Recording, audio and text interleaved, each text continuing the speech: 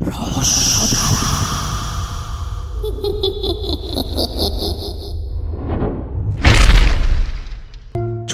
আমরা এমন অনেক বইতে বা গল্পে বা এমন অনেক মুভিতে দেখেছি যেখানে একটা মানুষ আর একটা মানুষের মনের মধ্যে ঢুকে তার সমস্ত গোপন তথ্য জেনে নেয়, বা একজন মানুষ অন্য একজন মানুষের চোখের দিকে তাকিয়ে তাকে বশ করে নিয়ে তারপর তাকে দিয়ে যে কোনো রকমের কাজ করিয়ে নেয়।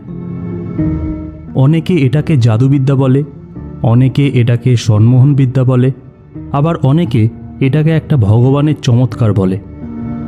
কিন্তু এই পৃথিবীতে এমন একজন মানুষ ছিলেন যার এই রকম ক্ষমতার জন্য সারা পৃথিবীর মানুষ তাকে অনেক শ্রদ্ধা ও সম্মান করত, এবং সেই তালিকায় মহাত্মা গান্ধী, অ্যালবার্ট আইনস্টাইন ও জোসেফ স্ট্যালিনের মতন অনেক বড় বড় মানুষরাও ছিলেন। এই মানুষটা যতদিন বেঁচে ছিলেন ততদিন পুরো পৃথিবীর মানুষের কাছে তিনি একজন রহস্যময় ব্যক্তি হিসাবে পরিচিত ছিলেন। আর ওনার মৃত্যুর পরেও রাশিয়ার কেজিবি এজেন্সি ওনার এই রহস্যময় শক্তির উপর অনেক রিসার্চ করেছে। কিন্তু কী ছিল তার শক্তির রহস্য সেটা আজও সবার কাছে অস্পষ্টই রয়ে গেছে। যদিও এই মানুষটি তার মৃত্যুর আগে নিজের উপর একটা বই লিখেছিলেন যার নাম ছিল অ্যাবাউট মাইসেলফ, আর এই বইটা পড়ে অনেকেই ওনার ব্যাপারে অনেকটা জানতে পেরেছেন। এই মানুষটার নাম হলো উলফ মেসিং।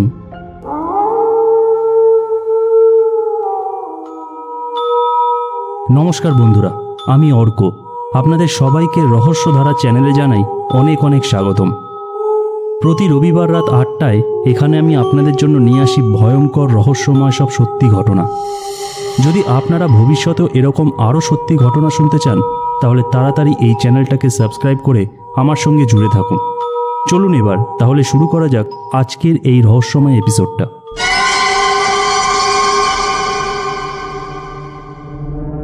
উলফ মেসিংয়ের জন্ম হয় 10ই সেপ্টেম্বর 1899 সালের পোল্যান্ডের গোড়া কালওয়ারিয়া গ্রামে। ছোটবেলা থেকেই পড়াশোনাতে ওনার খুব একটা মন ছিল না। পরে পারিবারিক অশান্তির কারণে 1915 সালে মাত্র 16-17 বছর বয়সে উনি বাড়ি থেকে পালিয়ে যান। বাড়ি থেকে পালিয়ে এসে উনি বার্লিনের একটা ট্রেনে উঠে পড়েন, কিন্তু সেই সময় ওনার কাছে না তো সেই ট্রেনের টিকিট ছিল আর নাই সঙ্গে কোনো টাকা ছিল। ট্রেনে ওঠার পর মেসিং হঠাৎ দেখতে পান যে ট্রেনের টিটি ওনার দিকে এগিয়ে আসছে।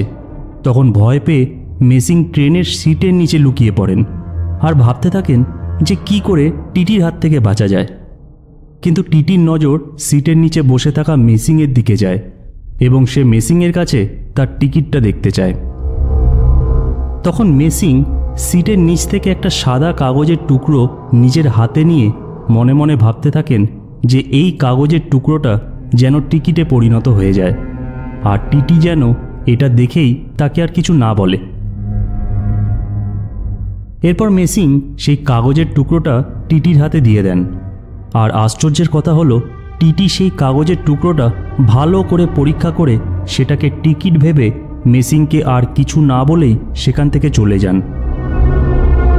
সেই দিন প্রথম মেসিং তার ক্ষমতার ব্যাপারে জানতে পারে এবং এই একটা ঘটনা তার জীবন পরিবর্তন করে দেয়। এরপর বার্লিনে এসে মেসিং অনেক ছোটোখাটো কাজ করেন এবং পরে উনি সার্কাসের কাজও করেন। বার্লিনে কাজ করার সময় মেসিং অনেক মানুষকে তার ভবিষ্যতের ব্যাপারে ভবিষ্যৎবাণী করেন। তারপর অনেকের হারানো জিনিস তিনি খুঁজে দেন। এইভাবে আস্তে আস্তে মেসিংয়ের খ্যাতি চারিদিকে ছড়িয়ে পড়ে। সেই সময় দ্বিতীয় বিশ্বযুদ্ধের একটা প্রস্তুতি চলছিল, আর এর মধ্যেই মেসিং একদিন একটা ভবিষ্যৎবাণী করেন। তিনি বলেন যে বিশ্বযুদ্ধের সময় যদি হিটলার রাশিয়ার পূর্ব দিকে আক্রমণ করেন তাহলে হিটলারের মৃত্যু হবে। মেসিংয়ের এই ভবিষ্যৎবাণীটা দাবানলের মতো চারিদিকে ছড়িয়ে পড়ে, আর শেষ পর্যন্ত সেটা হিটলারের কানেও পৌঁছায়। হিটলার এই খবরটা শুনে খুব রেগে যান, আর উনি ঘোষণা করেন যে যদি কেউ মেসিংয়ের কাটা মুন্ডুটা তার কাছে নিয়ে আসে তাহলে তাকে হিটলার 2 লক্ষ মার্ক দেবেন, যেটা সেই সময়ের খুব বড় একটা অ্যামাউন্ট ছিল। যখন হিটলারের এই ঘোষণার কথাটা মেসিংয়ের কানে পৌঁছালো তখন উনি বুঝতে পারলেন যে এখানে থাকাটা তার পক্ষে আর নিরাপদ নয়। উনি তৎক্ষণাৎ জার্মানি ছেড়ে যাওয়ার সিদ্ধান্ত নেন, কিন্তু পালানোর সময় জার্মান পুলিশ মেসিংকে ধরে ফেলে এবং পুলিশের মারের কারণে মেসিং অজ্ঞান হয়ে যায়। চোখ খোলার পর মেসিং নিজেকে জেলের মধ্যে বন্ধ অবস্থায় পান, কিন্তু তারপর তিনি তার রহস্যময় শক্তি দিয়ে পুলিশদের বিভ্রান্ত করে সেখান থেকে পালাতে সক্ষম হন। মেসিং পুলিশদের বলেছিলেন যে তোমরা সবাই লকআপে এসে নিজেদেরকে বন্ধ করো, আর তারপর স্টেশনের সব কটা পুলিশ একে একে লকআপে এসে নিজেদেরকে বন্ধ করে ফেলে, আর সেই সুযোগেই মেসিং সেখান থেকে পালিয়ে নিজের প্রাণ বাঁচান। জার্মানি থেকে বেরিয়ে মেসিং মস্কোতে চলে আসেন, আর সেখানে এসে উনি আবার সার্কাসের কাজ শুরু করেন।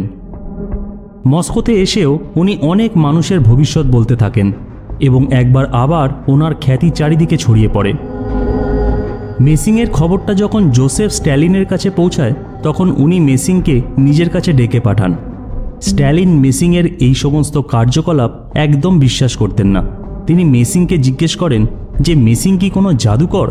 তার উত্তরে মেসিং বলেন যে উনি মানুষের ধারণাগুলোর ওপর কন্ট্রোল করতে পারেন, আর তারপর তাকে দিয়ে নিজের ইচ্ছা মতন যা খুশি করাতে পারেন। কিন্তু মেসিংয়ের এই কথা স্ট্যালিন কিছুতেই মানতে পারেননি, তাই তিনি মেসিংয়ের পরীক্ষা নেবেন বলে স্থির করেন। তিনি মেসিংকে বলেন মেসিং মস্কোর সেন্ট্রাল ব্যাংক থেকে বিনা কোনো ডকুমেন্ট ছাড়াই 1 লক্ষ টাকা তুলে এনে স্ট্যালিনকে পরের দিন দুপুর 2টোর মধ্যে দেবেন।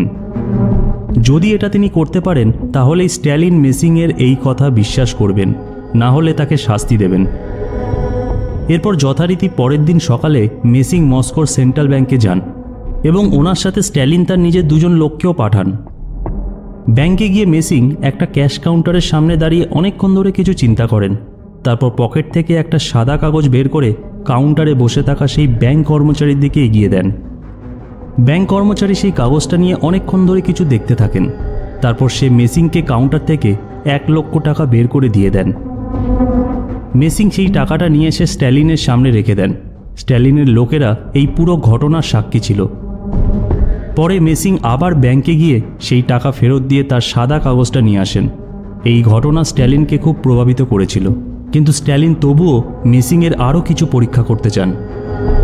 তিনি তখন মেসিংকে একটা ঘরের মধ্যে তালা বন্ধ করে দিয়ে বলেন যে সে যদি 12টা 5-এর মধ্যে এই ঘর থেকে বেরিয়ে স্ট্যালিনের সামনে চলে আসতে পারেন তাহলে সে পরীক্ষায় সফল হবে।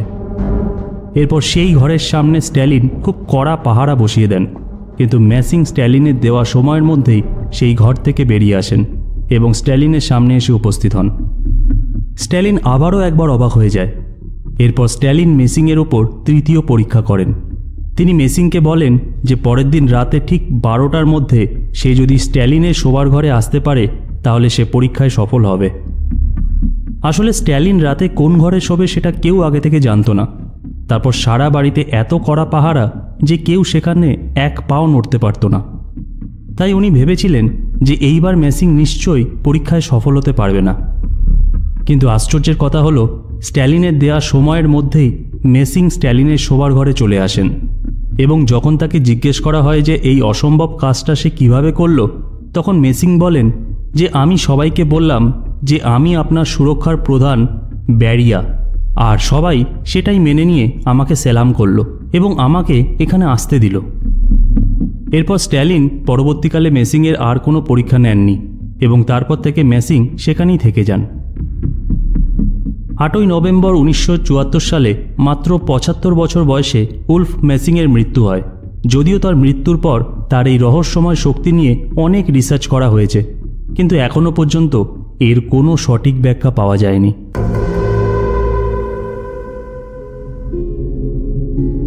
তো বন্ধুরা, আজকের ঘটনাটা এখানেই শেষ হলো।